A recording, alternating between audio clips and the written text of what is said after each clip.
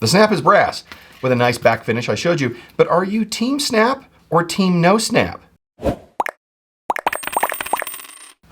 We have craft and lore. Let's see what we have today. Well, you already kind of know. The best things are hand built. I would tend to agree. We have, in this cotton bag, one of their latest wallets. This is the Rollout, and let's see why they call it that. Pretty easy to see. We can see how it rolls out. And let's take a look at some of this sewing here. Oh, well, you know what? This is why I kind of like this. Look how clean this is. Let's take a look at the sewing really fast. Got some nice sewing going on.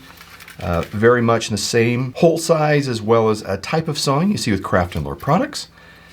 And there's stuff that's going on with this one. So, well, let's go. I've got a natural color here. This is the one that we're looking at. And so let's get into the feature, shall we? What we see first here is a security snap. This is brass. It helps keep the wallet closed and maintain security, what we have going on here. Then we have an internal cash wrap. We open this up once, again, and cash goes right in here. Folds out, then rolls up, and that's what we have. And then finally, we have a card slot. Very generous card slot. Oh, nice card. And a capacity up to 8 cards and 10 notes in this wrap itself. Very simple, but very effective. It measures 3.8 by 2.8 by 0.6, and it weighs 1.3 ounces or 36 grams of wonderful leather goodness. Nathaniel von Lind, the founder and leader of the band of leather makers, has a great eye for designing and making rugged products look, feel, and operate in a very elegant and simple way. Simplicity of use is the most difficult thing to create, and whether it's a belt or a wrap wallet, Craft and Lore delivers. Now let's get into the card and cash insertion test.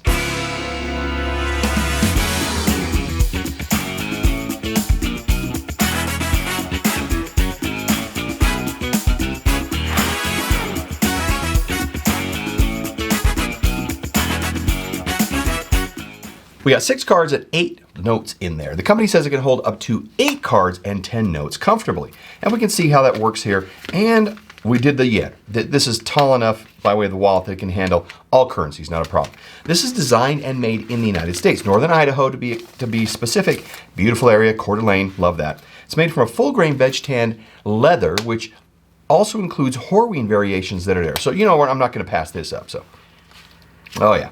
That smells awesome. And the snap brass with a nice flat back. Let me show you right here. We can see that it has a nice flat back. It's flush. So we don't have cards here anyway, but you're not going to have any issues with this snap eating up your cash. The snap is brass with a nice back finish I showed you, but are you team snap or team no snap? The leather is a 3 to 4.5 weight, meaning its thickness, and it's hand sewn. And one of the leather pieces we can see here, it shows that this is made from a single piece of leather.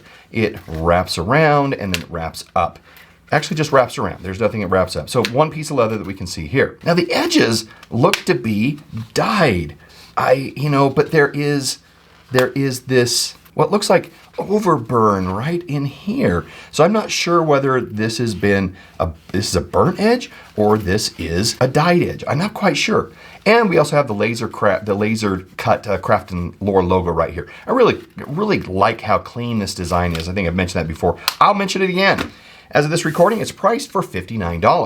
Now that's a great price. So let's get into the usability. From a usability perspective, a few items that stand out to me. First, the snap. There are distinct camps in the wallet world of folks who are okay with mechanical closures and those who aren't. I'm good either way, but I know I'm going to hear about this in the comments. The snap is well placed for opening. You can see it's right here on the side. Easy grab to open. It is nice and stiff, but this will loosen up a little over time, but it's not really difficult. Sometimes you have snaps that are incredibly difficult to open and also to push close. We don't have that problem here. All that said, this wallet does need a closure, a mechanical mechanism due to the design. This could stay without a snap, but you would have this. Now over time, of course, the patina would work on this. It would form to your body and probably stay this way. But it facilitates the second item, which is when this is closed, you don't have to open this wallet every time to get to your cards. They're right here at the top. And we have right here, and I'll pull these out. Notice I just did that very easily, facilitated by finger and thumb notch right here. So when this is closed, you have an easy mechanism of getting in here, grabbing the cards you want, and then putting them back in.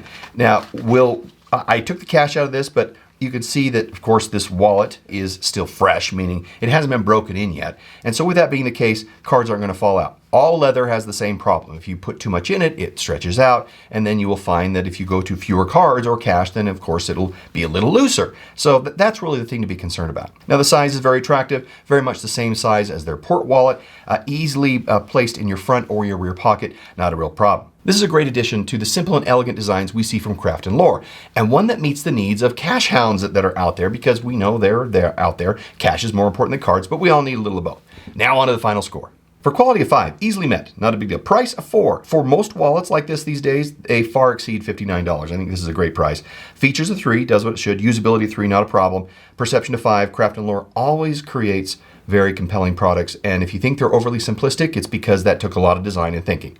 And that gives us a great score of 4.1 out of 5. As I've said, I've never been disappointed in Craft & Lore wallets. If you want to see reviews like this, then look at this next. And we'll see you in the next review. Goodbye.